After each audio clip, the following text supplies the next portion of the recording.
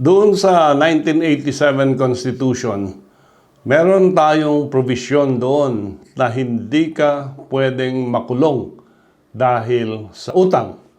And ito yung provision na sinasabi nating no person shall be imprisoned for non-payment of debt or poll tax. Yung poll tax na yan ay yung sedula. So basic rule yan.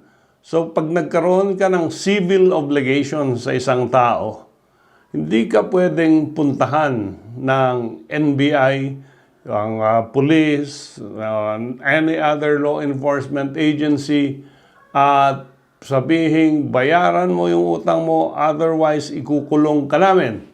Because this is violative of Article 3, Section 20 ng ating 1987 Constitution. Ang sabi dito sa kaso ng Ganaway versus Guillen na dinesisyonan ng ating Korte Suprema noon pang as early as 1922, hindi pwedeng gamitin ang powers of the state to collect civil obligation debts.